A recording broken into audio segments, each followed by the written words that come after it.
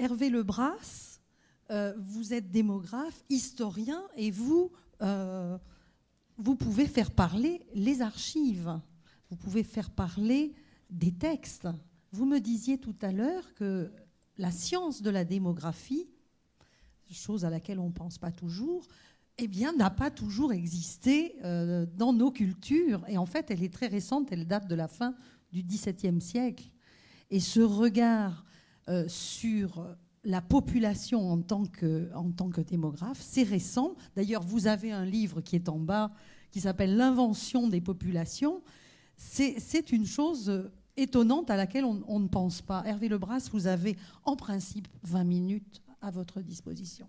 Au fond, avant même d'entrer justement dans le détail de ces archives sur ce qu'est le vieillissement, dans mon cas, ça sera sur le vieillissement des populations, ou du moins dans le cadre de mon intervention, je me suis demandé qu'est-ce qu'on entendait par une personne vieille, disons il y a 100 ans, il y a 50 ans, il y a 25 ans.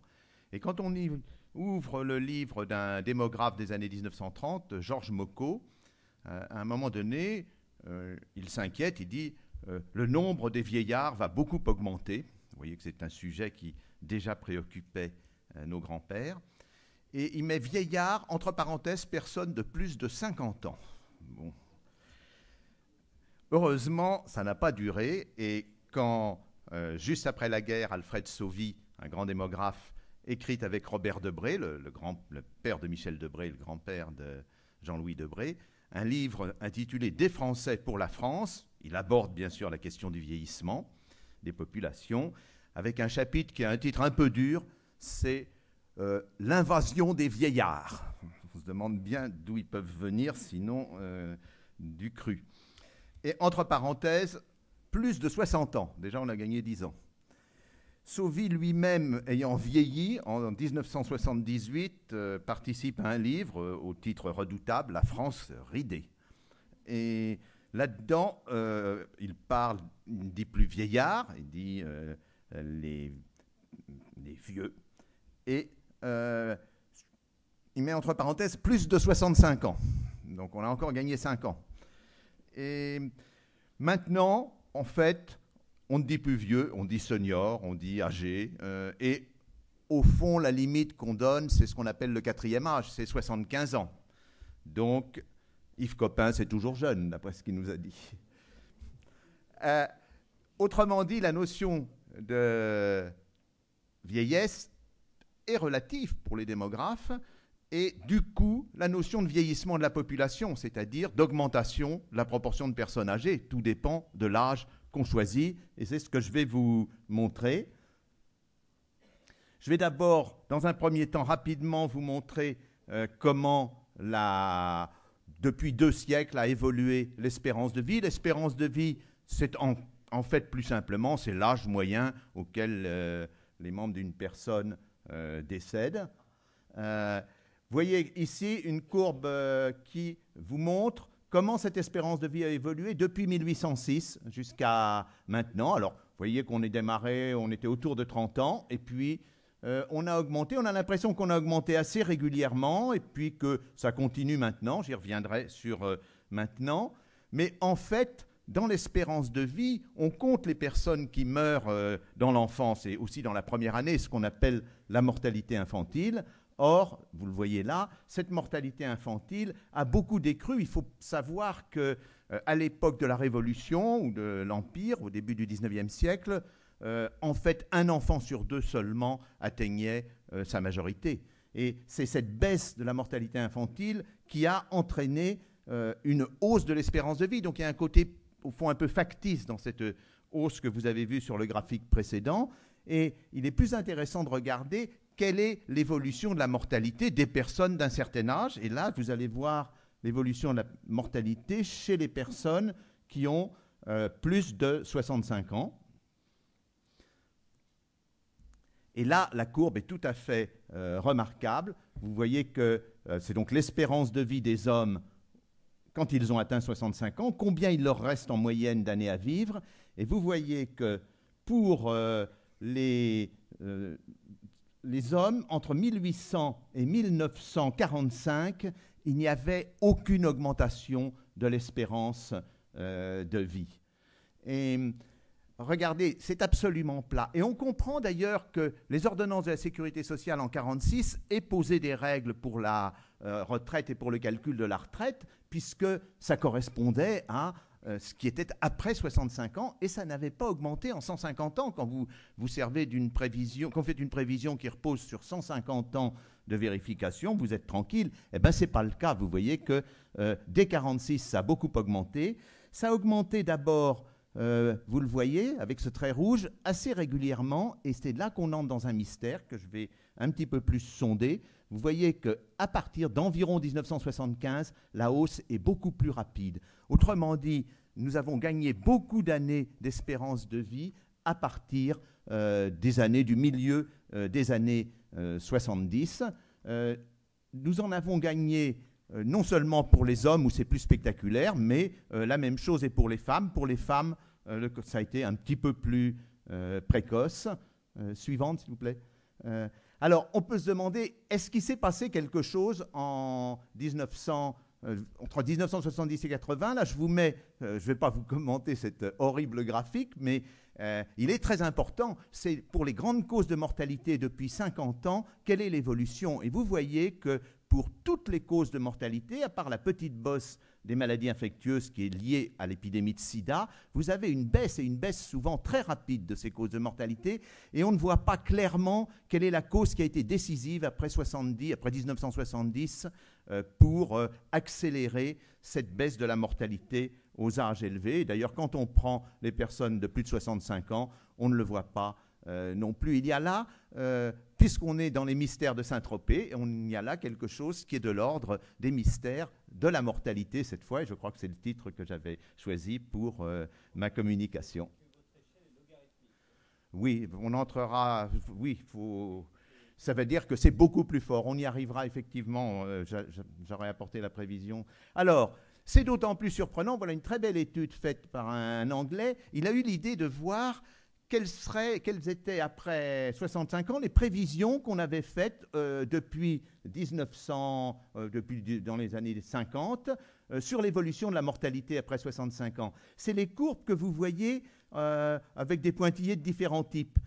Ces prévisions ont été faites à différentes époques, à partir des années 50, mais vous voyez en noir au-dessus, c'est la réalité. Autrement dit, la réalité a toujours dépassé la fiction ou la prévision. On a toujours vécu et augmenté l'espérance de vie après 65 ans beaucoup plus rapidement qu'on ne l'avait prévu. C'est d'ailleurs un côté qui est étrange de voir la constance cette fois-là de la manière dont on se trompe. On ne voulait pas croire qu'on allait vivre plus vieux et plus longtemps. Alors, j'ai pris l'Angleterre. Vous voyez que c'est la même chose. Ça, c'est une bonne étude qui a été faite aux États-Unis, mais qui s'arrête, vous allez voir pourquoi, en 1980. Et on a exactement le même phénomène. On peut s'interroger sur que s'est-il produit à ce moment-là d'une autre manière, c'est-à-dire en regardant non plus l'espérance de vie, mais le risque de décéder à chaque âge. C'est ce qu'on appelle, les risques de décéder s'appellent des quotients de mortalité. Et là, je vous montre, et pour répondre à Francis Rocard, vous voyez gradués dans l'échelle verticale les risques de décéder âge par âge. Donc on démarre à 5 pour 10 000, puis 5 pour 1000, puis 5 pour 100, et puis 1,5%, 0,5. Ça croît exponentiellement. Et vous avez des courbes de mortalité par âge, c'est ce que vous voyez horizontalement. Et de 1806 à 1995, vous voyez tout ce qu'on a gagné, la manière dont ces risques-là ont diminué, mais surtout à l'intérieur, vous voyez, à partir de 40 ans jusque vers 90 ans, vous voyez que l'allure est très régulière. C'est d'ailleurs un des phénomènes humains les plus réguliers. On appelle ça la loi de Gompertz. Voilà, par exemple, pour 1975, quelle est l'évolution de la mortalité de 40 à 90 ans, du risque de mortalité. Vous voyez que l'augmentation est carrément linéaire dans ce graphique multiplicatif, ce qui veut dire que chaque année, le risque de mortalité augmente. Dans le cas précis, il augmente de 6%. Donc on peut calculer quelle est cette droite de Gompertz pour chaque année, des tables de mortalité, et regarder comment elles ont évolué. Voilà la formule pour ceux qui ont fait des mathématiques supérieures. Et quand vous êtes avant 1975, vous voyez que les courbes se croisent. Autrement dit que plus on est âgé, eh bien moins le risque a diminué au cours du temps. On tend vers une mortalité qui est la même, quelles que soient les époques, et c'est pour ça qu'on pensait, jusque dans les années 50, qu'il y avait un âge limite. Et après 1975, c'est ce que vous voyez à droite, au contraire, les courbes deviennent parallèles. Et si vous faites un graphique, c'est juste pour vous montrer une autre technique pour mettre en évidence cette mystérieuse année 1975, qui est quand même aussi d'ailleurs le début de la crise, qui est quand même étrange si vous voulez, eh bien à ce moment-là, sur un graphique, vous regardez comment a évolué la pente qui vous donne, est-ce qu'on est devenu parallèle, et puis comment a évolué le point de départ, c'est est-ce que la mortalité est plus ou moins élevée, alors ça vous donne ce graphique horrible, dont la seule chose importante est de voir que la partie entre 1980 et pratiquement 2000 se sépare complètement de ce qui s'est passé entre 1806 et 1980, que vous voyez sur une ligne. Autrement dit, il y a eu une rupture et elle mériterait d'être étudiée. Alors, est-ce partout la même chose? On était parti je vous remets la courbe qu'on avait pour les États-Unis, je vous ai dit, elle s'est arrêtée en 1980. Donc, si on va un peu plus loin, ce qu'a fait l'auteur de cette courbe, Olshansky, qui est, disons, le meilleur spécialiste américain de ces questions, on a une surprise, regardez. C'est l'inverse qui se produit. En noir, vous avez ce qui a été observé en 1980 et 2000, et en bleu clair, bleu foncé, vous avez les prévisions, en vert aussi, et là, au contraire, parti sur la lancée, on a pensé que l'espérance de vie des femmes à 65 ans aux États-Unis allait continuer à augmenter comme auparavant, et elle s'est stabilisée. Pourquoi? Et c'est là qu'on voit les limites de ce qui va se produire, parce que, essentiellement, et c'est un des thèmes développés par Olshansky et par de nombreux médecins aux États-Unis, parce que l'obésité est un très fort facteur d'augmentation de la mortalité. Or, cette obésité a beaucoup augmenté au cours des années récentes, vous allez le voir, et on commence à calculer selon le niveau d'obésité, c'est-à-dire l'indice de masse corporelle, quand vous divisez votre poids par le carré de votre taille, quelle est la perte en espérance de vie. Image suivante, là j'ai appuyé. Voilà, vous avez ce type de calcul qui vous montre en clair, c'est pour les jeunes de 20 ans, puis ceux de 40 ans, puis ceux de 50 ans, puis ceux de 60 ans. Quel est le nombre d'années d'espérance de vie qui est perdu selon l'indice de masse corporelle. Et quand vous atteignez des indices de vraie obésité, c'est-à-dire au-dessus de 35, vous perdez comme espérance de vie à 20 ans près d'une dizaine d'années. Et vous perdez encore plus lorsque vous êtes d'ailleurs, quand on le fait par race, si on est un jeune noir.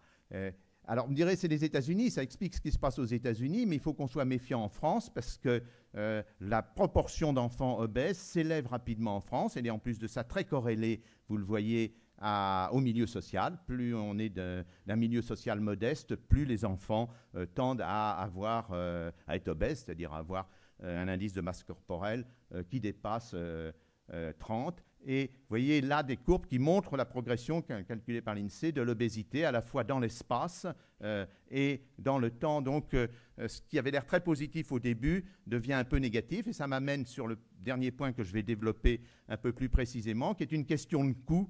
On a cherché quel était le coût de santé. C'est des enquêtes qui ont suivi entre 65 et 83 ans, une cohorte d'Américains, et qui ont regardé quels étaient le coût de santé dans cette cohorte selon le niveau d'obésité. Et quand vous êtes sans obésité, vous allez voir suivant, voilà, vous êtes à l'indice 100, c'est ce qui est marqué en rouge quand vous avez un indice de masse corporelle qui est inférieur à 25.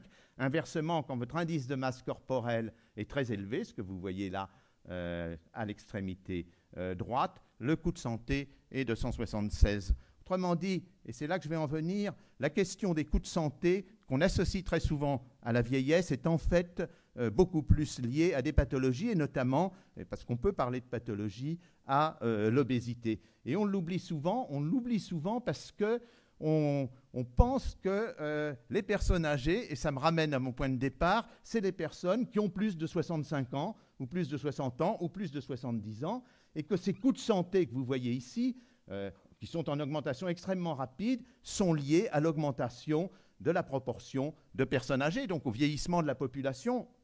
Autrement dit, ce qu'on compte, on prend, vous voyez ici une pyramide des âges au dernier recensement complet, on compte la population âgée, c'est la population en bleu, on le rapporte à la population totale, et on voit par exemple par rapport à 1901 que cette proportion a beaucoup augmenté. Quand on fait le graphique, on voit qu'on était à 12% de personnes de plus de 60 ans en 1901 et que maintenant, on est dès 1999, on a dépassé 20% et aujourd'hui, on est à peu près à 23%. On dit donc, puisqu'on a doublé, les coûts de santé vont doubler. Mais c'est oublier une chose extrêmement importante et peut-être l'idée la plus importante des 10 dernières années, c'est que ce qu'il faut calculer dans ce cas-là, ce n'est pas l'espérance de vie, c'est ce qu'on a appelé l'espérance de vie en bonne santé. Parce que ce qui coûte cher du point de vue de la santé à l'État, à la sécurité sociale, aux assurances, c'est les personnes en mauvaise santé. Et on s'est mis à calculer l'espérance de vie des personnes en bonne santé. Et donc, on peut faire la différence, voir combien de temps en moyenne on est en mauvaise santé. C'est ce que vous avez sur le graphique. Et je vous ai mis, les petits points représentent chacun un pays c'est des pays presque tous développés parce qu'il faut des statistiques assez correctes pour arriver à faire ce travail. Et je vous ai mis ces points-là en fonction de l'espérance de vie atteinte. Et vous voyez quelque chose qui est absolument remarquable, c'est que plus l'espérance de vie est élevée, c'est-à-dire plus on meurt tard, plus court est la durée durant laquelle on est en mauvaise santé. Autrement dit, ça aurait été terrible si l'augmentation de l'espérance de vie, c'était une augmentation de le temps passé sur un lit avec des petits tuyaux dans tous les sens et puis des appareils électriques qui testent votre cœur et tout ce qui se passe dans votre cerveau et dans vos intestins. Ce n'est pas du tout ça qui se passe. C'est au contraire, plus on vit longtemps, plus courte est la période, ce qui est paradoxal, pendant laquelle on sera en mauvaise santé. Statistiquement, c'est ce qui se passe. Bien sûr, individuellement, vous connaissez des cas où ce n'est pas cela que vous avez sous les yeux, mais statistiquement, c'est cela. Et du coup, l'idée, c'est non pas de prendre la part de la population qui est âgée, mais la part de la population qui a peu d'années à vivre, ces années en mauvaise santé. C'est ce que j'ai fait ici, que vous voyez en bleu. J'ai pris le nombre de personnes qui ont moins de 5 ans à vivre. Vous me direz, mais comment on sait qu'on a moins de 5 ans à vivre dans une... On ne le sait pas individuellement, heureusement, mais on peut le calculer puisqu'on connaît la mortalité à chaque âge. Donc on sait combien de personnes à un âge donné ont moins de 5 ans à vivre. C'est le calcul qui a été fait ici. Et on peut regarder comment cette proportion de personnes qui sont donc dites en mauvaise santé a évolué au cours du temps. Suivante, voilà. Et vous voyez là les deux façons de faire qui sont, la façon classique, combien de personnes ont plus de 60 ans, et l'autre, la façon que je viens de vous proposer, combien de personnes ont moins de 5 ans à vivre. Et quand vous faites retracer l'évolution de ces personnes qui ont moins de 5 ans à vivre, vous voyez que cette proportion a sans arrêt baissé. Autrement dit, depuis 1900, on peut dire la proportion de personnes en mauvaise santé dans la population par rapport à la population totale a en tendance constamment diminué. Les deux pics que vous voyez, là, c'est les guerres, parce qu'à ce moment-là, les personnes qui avaient moins de 5 ans à vivre, souvent, c'était des jeunes qui étaient soldats. Donc là, il y a une explication très simple, mais tout le reste de la courbe est très régulier. Et du coup, vous voyez que le paradoxe est retourné, c'est-à-dire, alors qu'on partait de l'idée que les coûts de santé vont augmenter rapidement, parce que la proportion de personnes de plus de 60 ans augmente rapidement, au contraire, c'est l'inverse qui se profile, c'est-à-dire qu'en toute logique, il devrait plutôt diminuer en raison du vieillissement, puisque la proportion de personnes qui sont en mauvaise santé dans la population a tendance à diminuer. Autrement dit, autant la question du vieillissement de la population est importante du point de vue des retraites, et on en parlera dans les séances suivantes, autant du point de vue du système de santé et des coûts de santé, le mot anglais serait irrelevante, elle n'entre pas en ligne de compte dans les coûts de santé, et c'est d'ailleurs de plus en plus l'avis, je dirais, de chercheurs en économie de la santé, comme Claude Le Pen ou comme Brigitte Dormont. Il y a maintenant une littérature abondante, mais on reste fixé à cause de ce mot vieillissement, à cause du fait qu'on le mesure à partir de 60 ans, et qu'on ne tient pas compte de l'espérance de vie en bonne santé, on reste fixé dans l'idée que ça va être de mal en pire. Non, ça ne sera pas de mal en pire. Voilà au moins une petite lueur d'espoir dans toutes les catastrophes qui nous arrivent. Ça, c'est juste pour montrer que quand on prend les 27 pays européens, on retrouve la même chose, mais surtout, j'ai fait le calcul, que se produira-t-il jusqu'en 2050, selon les prévisions démographiques faites par les pays européens. Du point de vue de la proportion, vous voyez, j'ai mis de plus de 75 ans, vous voyez que cette proportion va considérablement augmenter.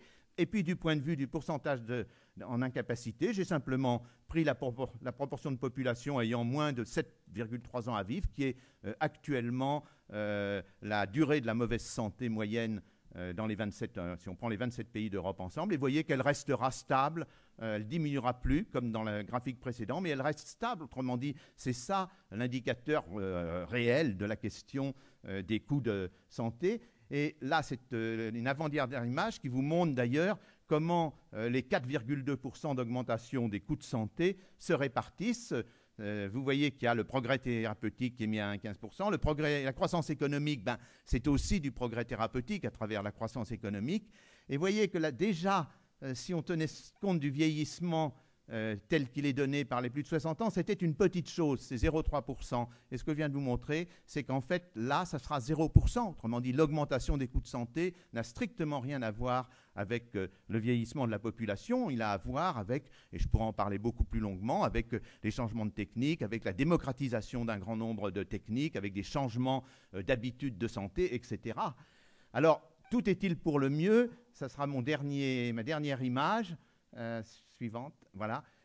Oui et non, parce que vous voyez qu'une autre raison pour laquelle je pense, et ça on en parle peu, et je vais peut-être faire pousser des hurlements à certains dans la salle, mais on en parle peu, mais un des moyens, disons un des moteurs de cette transformation de la santé aux âges élevés est aussi un moteur financier. Il se trouve que désormais, en France, mais aussi en Allemagne et dans la plupart des pays développés, les retraités ont un revenu qui est ou égal ou supérieur aux actifs. Ça paraît étonnant, mais c'est le cas. Les chiffres sont bien vérifiés partout. Quand je dis revenu, c'est revenu du travail, c'est-à-dire la retraite dans le cas du retraité, plus revenu du capital, c'est-à-dire revenu du patrimoine. En France, depuis 2000, un retraité en moyenne, bien sûr, il y a des retraités pauvres, notamment par exemple des veuves de plus de 75 ans, mais en moyenne, un retraité gagne plus qu'un actif parce qu'il y a des actifs pauvres, il y a des jeunes qui gagnent extrêmement peu, il y a des chômeurs qui sont jeunes ou moins jeunes qui gagnent extrêmement peu. Et là, ce que je vous montre, qui est ma dernière image, c'est une autre façon de voir ce phénomène qui est un phénomène extraordinairement important et inquiétant dans la société actuelle, c'est la proportion de personnes au-dessous du seuil de pauvreté. Vous voyez qu'en 1970, quand la première enquête a été faite, très peu de jeunes étaient au-dessous du seuil de pauvreté, c'est ce qui est en bleu, 4%, et c'était l'image de la personne âgée qui était 21% des retraités, c'est en rouge, étaient au-dessous du seuil de pauvreté. C'était ça la pauvreté en 1970. Les salariés... non, je vais reprendre un instant. Ce qui est en bleu, c'est 1970, et ce qui est en rouge, c'est 1900. Ça revient à peu près au même dans ce que je vais dire, mais pour bien lire ce résultat, c'est en bleu, c'est 1970, en rouge, c'est 1997, qui est l'autre enquête. Et vous voyez qu'en bleu, donc en 1970, 4% des jeunes sont au-dessous du seuil de pauvreté et 27% des retraités, c'est les bleus qui est de l'autre côté. Quel est le basculement qui se produit? Vous voyez qu'en 1997, et ça s'est accentué par la suite, c'est désormais les jeunes qui sont au-dessous du seuil de pauvreté, 21% d'entre eux, et les personnes âgées, vous en trouvez seulement, les retraités plus exactement, vous en trouvez seulement 4% qui sont au-dessous du seuil de pauvreté. Donc c'est un autre élément qui a aussi joué dans l'amélioration de l'espérance de vie et des soins de santé. Il n'est pas impossible que, non pas qu'on trouve une explication, mais qu'on trouve un lien justement avec ce qui s'est passé depuis 1975, parce que 1975, ça a été la crise, et au cours de la crise, ce sont les générations les plus âgées qui en fait s'en sont le mieux tirées, parce qu'elles avaient le plus d'acquis, parce qu'elles avaient du patrimoine, elles étaient plus souvent par exemple propriétaires de leur logement, et le résultat qui a l'air extrêmement bénéfique quand on voit les courbes d'espérance de vie par lesquelles j'ai commencé, peut être le reflet d'une situation sociale qui est au contraire extrêmement inquiétante. Je vous remercie de votre attention.